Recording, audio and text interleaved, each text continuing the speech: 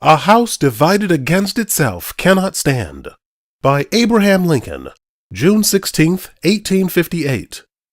Mr. President and gentlemen of the convention, if we could first know where we are and whither we are tending, we could better judge what to do and how to do it. We are now far into the 5th year since a policy was initiated with the avowed object and confident promise of putting an end to slavery agitation. Under the operation of that policy, that agitation has not only not ceased, but has constantly augmented. In my opinion, it will not cease until a crisis shall have been reached and passed. A house divided against itself cannot stand. I believe this government cannot endure permanently half slave and half free. I do not expect the Union to be dissolved. I do not expect the house to fall, but I do expect it will cease to be divided. It will become all one thing or all the other. Either the opponents of slavery will arrest the further spread of it and place it where the public mind shall rest in the belief that it is in the course of ultimate extinction, or its advocates will push it forward till it shall become alike lawful in all the states, old as well as new, north as well as south. Have we no tendency to the latter condition? Let anyone who doubts carefully contemplate that now almost complete legal combination, piece of machinery, so to speak, compounded of the Nebraska Doctrine and the Dred Scott decision. Let him consider not only what work the machinery is adapted to do, and how well adapted, but also let him study the history of its construction, and trace if he can, or rather fail if he can to trace the evidences of design and concert of action among its chief architects from the beginning. The new year of 1854 found slavery excluded from more than half the states by state constitutions, and from most of the national territory by congressional prohibition. 4 days later commenced the struggle which ended in repealing that congressional prohibition. This opened all the national territory to slavery, and was the first point gained. But so far, Congress only had acted, and an endorsement by the people, real or apparent, was indispensable to save the point already gained and give chance for more. This necessity had not been overlooked, but had been provided for, as well as might be, in the notable argument of squatter sovereignty, otherwise called sacred right of self-government, which latter phrase, though expressive of the only rightful basis of any government, was so perverted in this attempted use of it as to amount to just this, that if any one man choose to enslave another, no third man shall be allowed to object. That argument was incorporated into the Nebraska bill itself, in the language which follows: it being the true intent and meaning of this act not to legislate slavery into any territory or state, nor to exclude it therefrom, but to leave the people thereof perfectly free to form and regulate their domestic institutions in their own way, subject only to the Constitution of the United States. Then opened the roar of loose declamation in favor of squatter sovereignty and sacred right of self-government. But, said opposition members, let us amend the bill so as to expressly declare that the people of the territory may exclude slavery. Not we, said the friends of the measure, and down they voted the amendment. While the Nebraska bill was passing through Congress, a law case involving the question of a Negro's freedom, by reason of his owner having voluntarily taken him first into a free state, and then into a territory covered by the congressional prohibition, and held him as a slave for a long time in each, was passing through the United States Circuit Court for the District of Missouri, and both Nebraska bill and lawsuit were brought to a decision in the same month of May 1854. The Negro's name was Dred Scott, which name now designates the decision finally made in the case. Before the then next presidential election, the law case came to and was argued in the Supreme Court of the United States, but the decision of it was deferred until after the election. Still, before the election, Senator Trumbull, on the floor of the Senate, requested the leading advocate of the Nebraska bill to state his opinion whether the people of a territory can constitutionally exclude slavery from their limits, and the latter answered, "That is a question for the Supreme Court." The election came, Mr. Buchanan was elected, and the endorsement, such as it was, secured. That was the second point gained. The endorsement, however, fell short of a clear popular majority by nearly 400,000 votes, and so perhaps was not overwhelmingly reliable and satisfactory. The outgoing president, in his last annual message, as impressively as possible, echoed back upon the people the weight and authority of the endorsement. The Supreme Court met again, did not announce their decision, but ordered a re-argument. The presidential inauguration came, and still no decision of the court, but the incoming president, in his inaugural address, fervently exhorted the people to abide by the forthcoming decision, whatever it might be. Then, in a few days, came the decision. The reputed author of the Nebraska bill finds an early occasion to make a speech at this Capitol endorsing the Dred Scott decision and vehemently denouncing all opposition to it. The new president, too, seizes the early occasion of the Silliman letter to endorse and strongly construe that decision, and to express his astonishment that any different view had ever been entertained. At length a squabble springs up between the president and the author of the Nebraska bill on the mere question of fact, whether the Lecompton Constitution was or was not, in any just sense, made by the people of Kansas. And in that quarrel, the latter declares that all he wants is a fair vote for the people, and that he cares not whether slavery be voted down or voted up. I do not understand his declaration, that he cares not whether slavery be voted down or voted up, to be intended by him other than as an apt definition of the policy he would impress upon the public mind. The principle for which he declares he has suffered so much and is ready to suffer to the end. And well may he cling to that principle. If he has any parental feeling, well may he cling to it. That principle is the only shred left of his original Nebraska doctrine.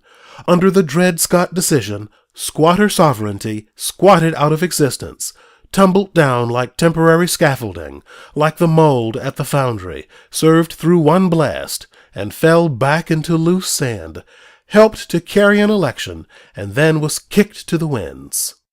His late joint struggle with the Republicans against the Lecompton Constitution involves nothing of the original Nebraska doctrine. That struggle was made on a point, the right of a people to make their own constitution, upon which he and the Republicans have never differed. The several points of the Dred Scott decision, in connection with Senator Douglas's care not policy, constitute the piece of machinery in its present state of advancement. This was the third point gained.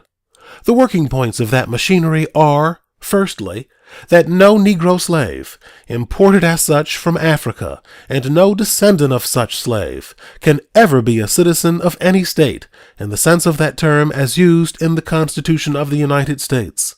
This point is made in order to deprive the Negro in every possible event of the benefit of that provision of the United States Constitution which declares that the citizens of each state shall be entitled to all the privileges and immunities of citizens in the several states.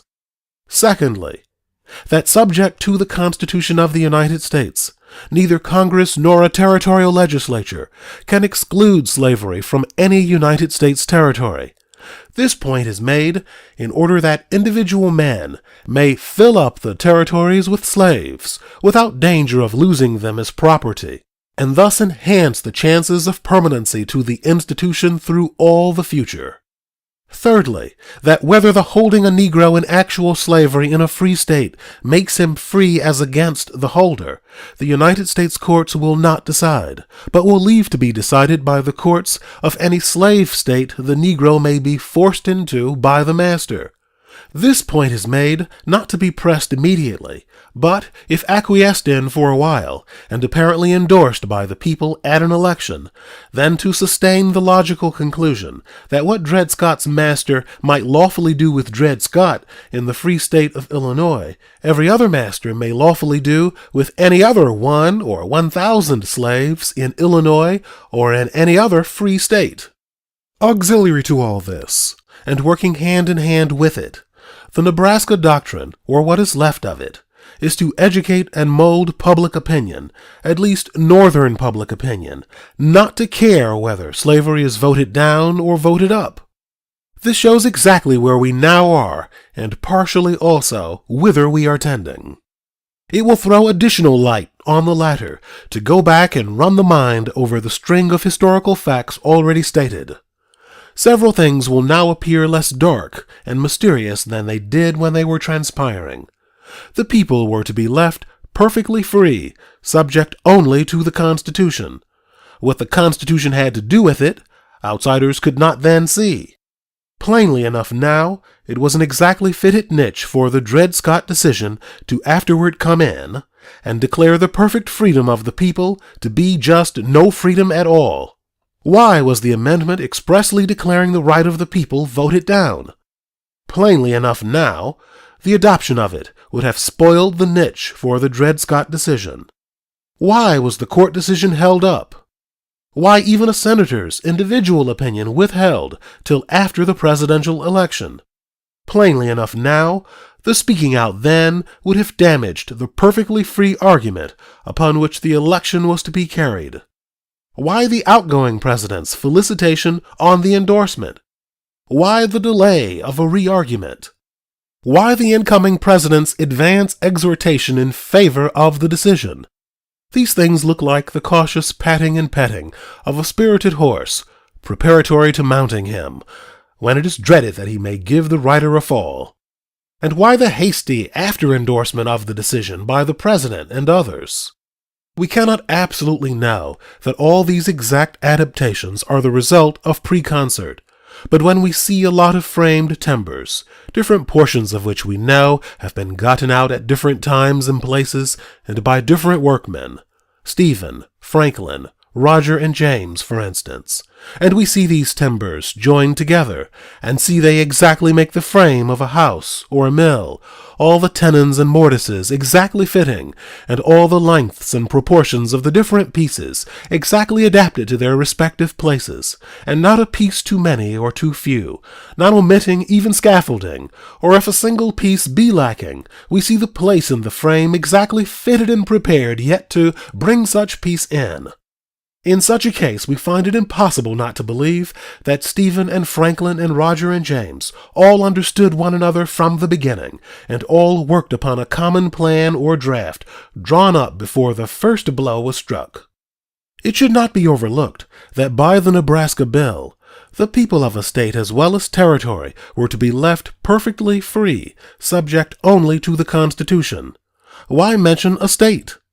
They were legislating for territories, and not for or about states. Certainly the people of a state are and ought to be subject to the Constitution of the United States, but why is mention of this lugged into this merely territorial law? Why are the people of a territory and the people of a state therein lumped together, and their relation to the Constitution therein treated as being precisely the same? While the opinion of the court by Chief Justice Taney in the Dred Scott case, and the separate opinions of all the concurring judges, expressly declare that the Constitution of the United States neither permits Congress nor a territorial legislature to exclude slavery from any United States territory, they all omit to declare whether or not the same Constitution permits a state or the people of a state to exclude it. Possibly this is a mere omission, but who can be quite sure if McLean or Curtis had sought to get into the opinion a declaration of unlimited power in the people of a state to exclude slavery from their limits, just as Chase and DeMace sought to get such declaration in behalf of the people of a territory into the Nebraska Bill? I ask, who can be quite sure that it would not have been voted down in the one case as it had been in the other? The nearest approach to the point of declaring the power of a state over slavery is made by Judge Nelson. He approaches it more than once, using the precise idea and almost the language, too, of the Nebraska Act. On one occasion, his exact language is, "Except in cases where the power is restrained by the Constitution of the United States, the law of the state is supreme over the subject of slavery within its jurisdiction. In what cases the power of the states is so restrained by the United States Constitution is left an open question, precisely as the same question as to the restraint on the power of the territories was left open in the Nebraska Act. Put this and that together, and we have another nice little niche, which we may, ere long, see filled with another Supreme Court decision declaring that the Constitution of the United States does not permit a state to exclude slavery from its limits. And this may especially be expected if the doctrine of care not whether slavery be voted down or voted up shall gain upon the public mind sufficiently to give promise that such a decision can be maintained when made. Such a decision is all that slavery now lacks of being alike lawful in all the states. Welcome or unwelcome, such decision is probably coming and will soon be upon us, unless the power of the present political dynasty shall be met and overthrown. We shall lie down pleasantly dreaming that the people of Missouri are on the verge of making their state free, and we shall awake to the reality instead that the Supreme Court has made Illinois a slave state. To meet and overthrow the power of that dynasty is the work now before all those who would prevent that consummation. This is what we have to do. How can we best do it? There are those who denounce us openly to their own friends, and yet whisper to us softly that Senator Douglas is the aptest instrument there is with which to effect that object. They wish us to infer all this from the fact that he now has a little quarrel with the present head of the dynasty, and that he has regularly voted with us on a single point upon which he and we have never differed. They remind us that he is a great man, and that the largest of us are very small ones. Let this be granted. But a living dog is better than a dead lion. Judge Douglas, if not a dead lion for this work, is at least a caged and toothless one. How can he oppose the advances of slavery? He don't care anything about it. His avowed mission is impressing the public heart to care nothing about it. A leading Douglas Democratic newspaper thinks Douglas's superior talent will be needed to resist the revival of the African slave trade. Does Douglas believe an effort to revive that trade is approaching? He has not said so.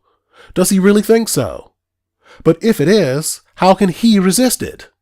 For years he has labored to prove it a sacred right of white men to take Negro slaves into the new territories. Can he possibly show that it is less a sacred right to buy them where they can be bought cheapest? And unquestionably, they can be bought cheaper in Africa than in Virginia.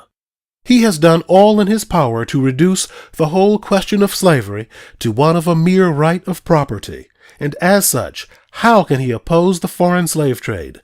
How can he refuse that trade in that property shall be perfectly free, unless he does it as a protection to the home production?